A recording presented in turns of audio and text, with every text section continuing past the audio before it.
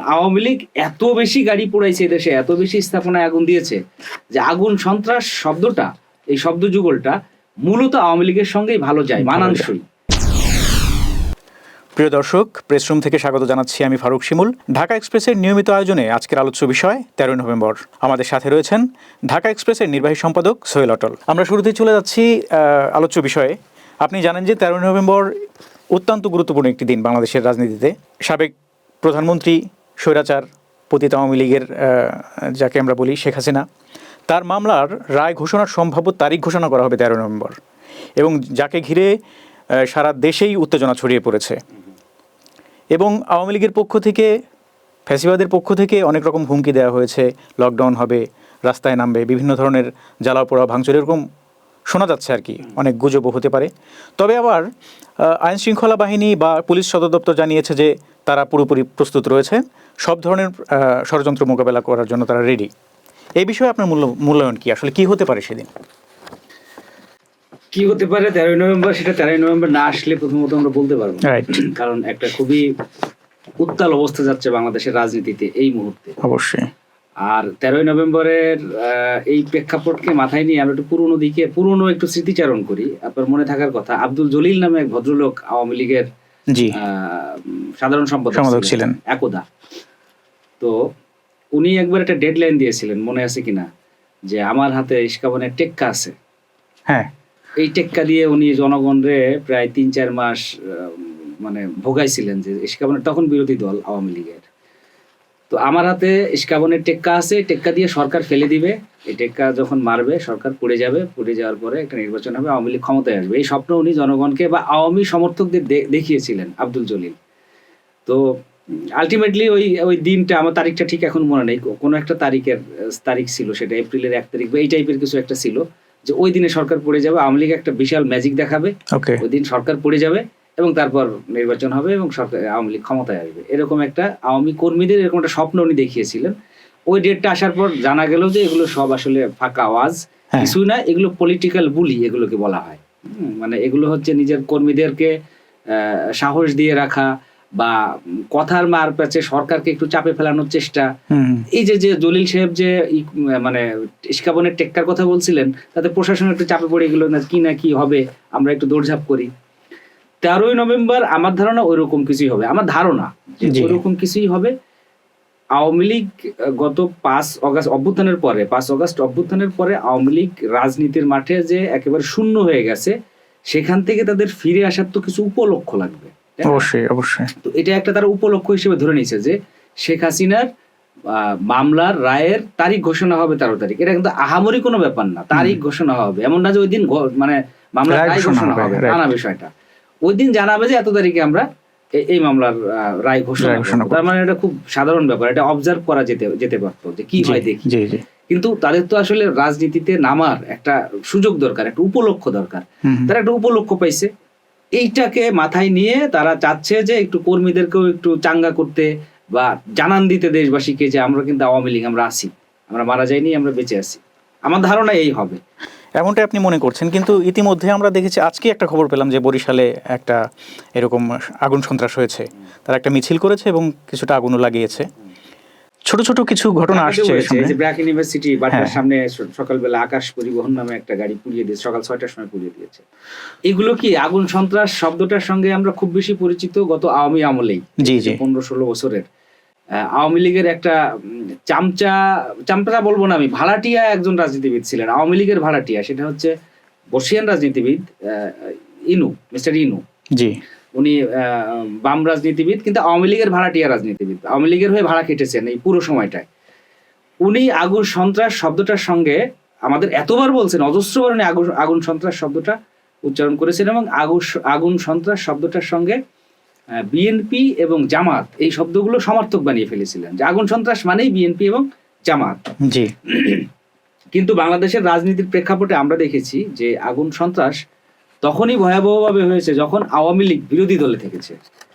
আওয়ামী লীগ এত বেশি গাড়ি পোড়াইছে দেশে, এত বেশি স্থাপনায় আগুন দিয়েছে যে আগুন সন্ত্রাস শব্দটা, এই শব্দ যুগলটা মূলত আওয়ামী লীগের সঙ্গেই ভালো যায়, মানানসই।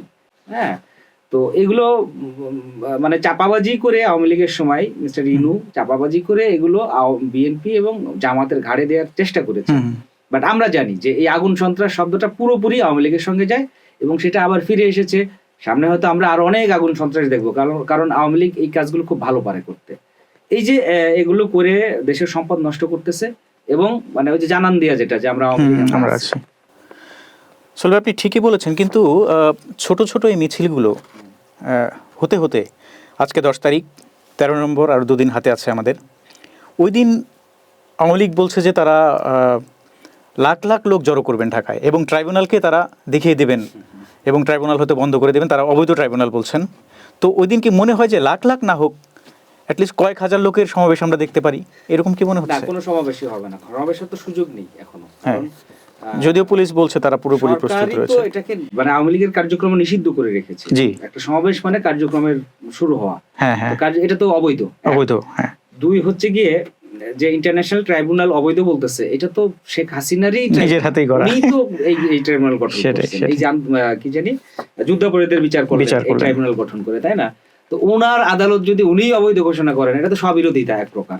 আর যে লাখ লাখ মানুষের সমাবেশের কথা বললেন, হ্যাঁ আওয়ামী লীগের কর্মী আছে, কিন্তু লাখ লাখ কর্মী আছে, এটা অনস্বীকার্য। সমর্থক থাকতে পারে, কর্মী সবই আছে, এটা বলার অপেক্ষা রাখে না যে আওয়ামী লীগ যদি সুযোগ দেয়া হতো আওয়ামী লীগ লাখ লাখ কর্মী জড়ো করতে পারতো, এটা সত্য কথা।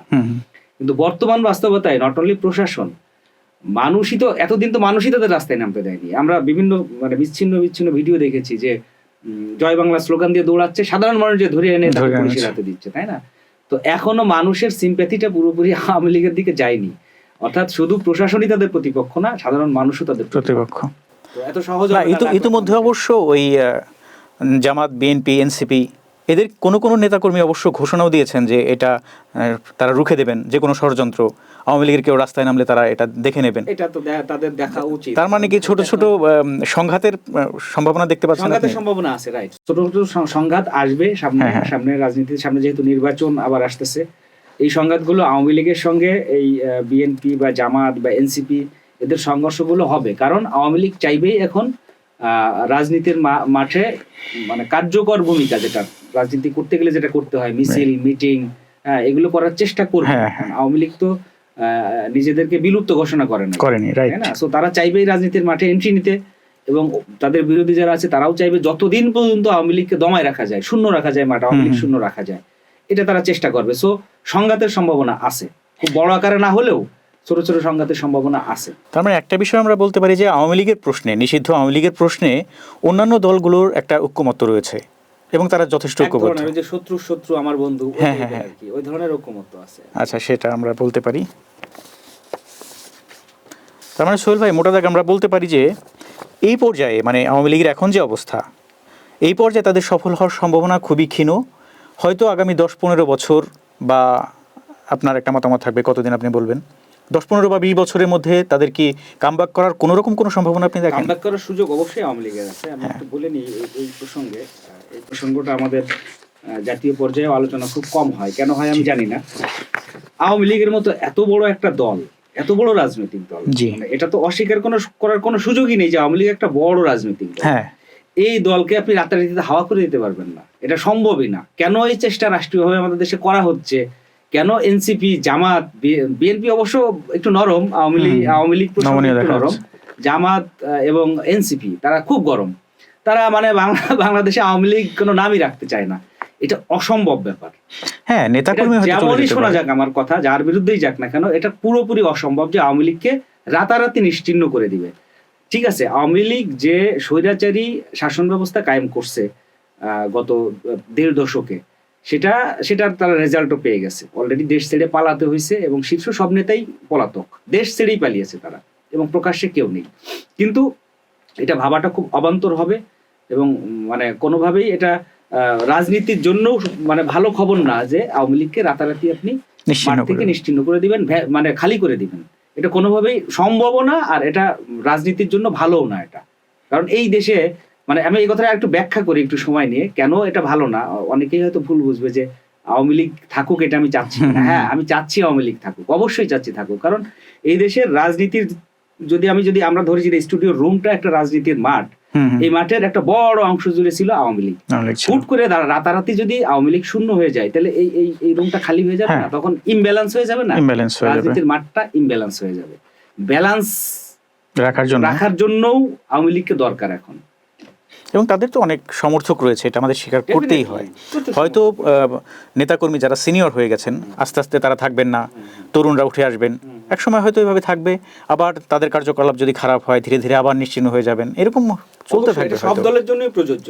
যদি কেউ খারাপ বাজে আচরণ করে বা ফ্যাসিস্ট হয়ে ওঠে, ফ্যাসিজম কায়েম করে কারো উপর, তাদের পরিণতি আওয়ামী লীগের মতোই হবে। এটা শুধু বাংলাদেশের দৃষ্টান্ত না, সারা বিশ্বেরই তো দৃষ্টান্ত এটা, যে ফ্যাসিজম ভর করলে কিংবা গণবিরোধী হয়ে উঠলে অবশ্যই টিকতে পারে না, জনগণ তখন রুখে দাঁড়ায়। রাইট। সো আরেকটি বিষয় সামনে এসেছে, 13ই নভেম্বরে আরেকটি ঘটনা ঘটতে যাচ্ছে, সেটা হচ্ছে ওই দিন থেকে নির্বাচন কমিশন সংলাপ শুরু করতে যাচ্ছে রাজনৈতিক দলগুলোর সাথে। শোনা যাচ্ছে যে প্রতিদিন 2 ভাগে সংলাপ হবে, 6টি করে দল, 12টি দলের সাথে তারা সংলাপ করবে। এর মধ্যে আমরা দেখতে পাচ্ছি Jatiya party, Jasad, Ganatantri party, Zaker party, Tarikat federation, Samyabadi Dal, national Awami party সহ 14 দলীয় জোটকে সংলাপে না ডাকার বিষয়ে সিদ্ধান্ত হতে যাচ্ছে। মানে এই বিষয়টাকে আপনি কীভাবে দেখছেন?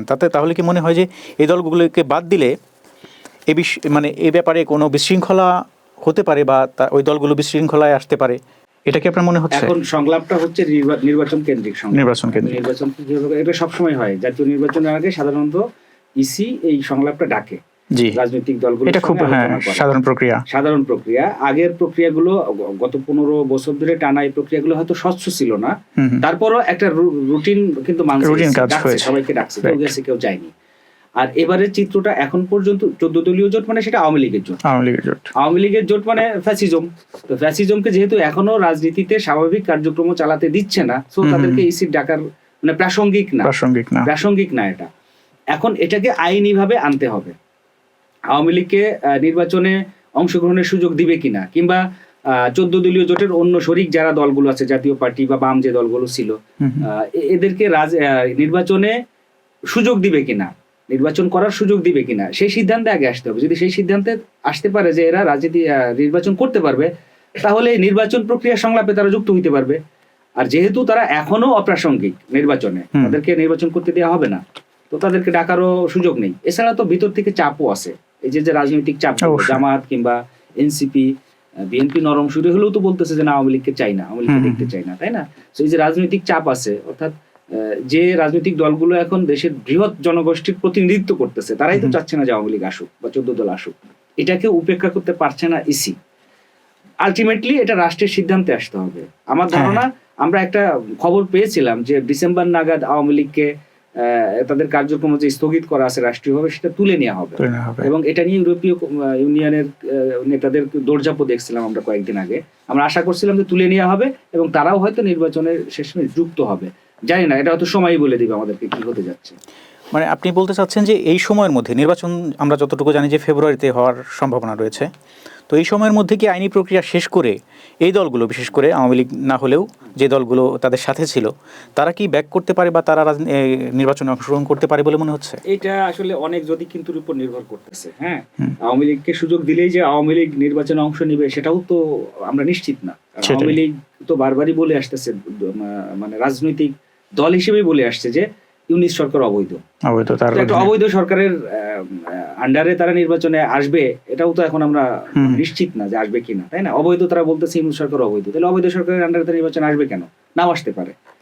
এখন তাদেরকে নির্বাচনের সুযোগ দিলেই যে তারা নির্বাচনে আসবে এটাও বোঝা যাচ্ছে না, আবার সুযোগটা এখনো দিবে কিনা সেটাও বোঝা যাচ্ছে না। আমার প্রশ্নটা ছিল যে আওয়ামী লীগের যে মতামত, একই মতামত পোষণ করে কিনা বাকি দলগুলো, তাদের সাথে যারা জোট করেছিল? ভাঙেনি, এরা তো জোটেই আছে এখনো। এরা কি কোনো ঘোষণা দিয়েছে যে আমরা আজকে থেকে জোট ভেঙে?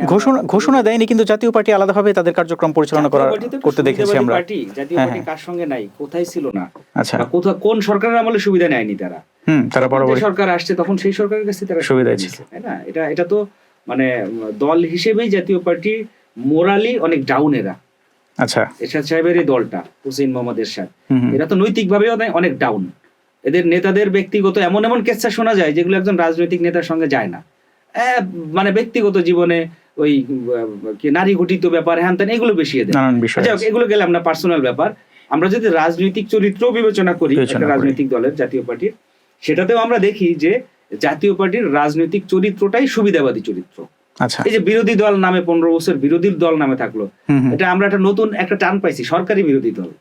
তো এইটা হয় কখনো? বিরোধী দল মানে কি? বিরোধী দল মানে সরকার যা করতে চাচ্ছে জনগণের স্বার্থের এগেনস্টে যাচ্ছে, জনগণের পক্ষ হয়ে সেটাতে প্রতিবাদ করে যে না এটা জনগণের স্বার্থের এগেনস্টে যাচ্ছে, এটা হ্যাঁ, এটা এটা তোমরা করতে পারো না। সরকারের এই তো। সমালোচনা করবে সরাসরি। সেটা তো কখনো করে নাই, তারা তোষামোদি করছে। কার বাড়ি লাগবে, তার গাড়ি লাগবে, কার প্রজেক্ট লাগবে, তাই না, এরশাদের কোন মামলা থেকে খালাস হবে, এগুলো নিয়েই তো এরা ব্যস্ত ছিল, সরকারের তোষামোদি করা। রাইট। সো এই দলটা নিয়ে আসলে উচ্চাশার কিছু নেই। এই দলটা সুবিধাবাদী দল হিসেবে ইতিহাসে, এর আগে সুবিধাবাদী দল হিসেবে, এরকম দল হিসেবে ইতিহাসে যেসব দলের যা যা পরিণাম হয়েছে, জাতীয় পার্টিরও তাই হবে। খুব একটা আচ্ছা। ভালো কিছু হবে না আমি আশা করি।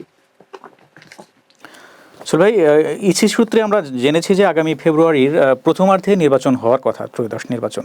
এর আগে যে ইস্যুটা রয়েছে, এখন আলোচনা হচ্ছে মাঠে, গণভোট, জুলাই সনদ বাস্তবায়ন, এই বিষয়গুলো নিয়ে আপনার মূল্যায়নটা কি? আসলে আপনি কি মনে করছেন, এটা কেমনভাবে হওয়া উচিত বা কতটুকু সম্ভাবনা দেখতে পাচ্ছেন আপনি? জুলাই সনদ নিয়ে একটা জটিলতা অলরেডি তৈরি হয়েছে। আমাদের বিএনপির মহাসচিব মির্জা ফখরুল ইসলাম আলমগীর বললেন যে আমরা যেখানে সিগনেচার করিনি যেসব ক্লজগুলোতে, জি। সেগুলোকেও এখন জুলাই সনদে অন্তর্ভুক্ত করা হচ্ছে, বা ইত্যাদি ইত্যাদি। এগুলা জামাত চাচ্ছে একটা গণভোট, ওই যে পিআর পদ্ধতি নিয়ে গণভোট চাচ্ছে, আরো কি কি নিয়ে তারা চাচ্ছে। এখন আমি এ ব্যাপারে আমার ব্যক্তিগত মত জানাচ্ছি। একেবারে গণভোট প্রয়োজন হতে পারে, সাধারণ মানুষের মতামতটা নেওয়ার দরকার হতে পারে, কিন্তু একটা গণভোট মানে যে দেশের 18 কোটি মানুষ বা 12 কোটি ভোটার, সেই দেশে গণভোট মানে প্রায় সর্বস্তরের মানুষকে এটার মধ্যে অন্তর্ভুক্ত যুক্ত করতে হবে। একটা বিশাল কর্মযজ্ঞ। একটা জাতীয় নির্বাচন, আমাদের জাতীয় সংসদ নির্বাচনে তো আমরা দেখি যে কত বড় কর্মযজ্ঞ, কত টাকা খরচ হয়, কত মানে ম্যান পাওয়ার এখানে কাজ করে, মানে রাষ্ট্রের একটা হিউজ এফোর্ট দিতে হয় একটা জাতীয় পর্যায়ের ভোট আয়োজন করতে হলে।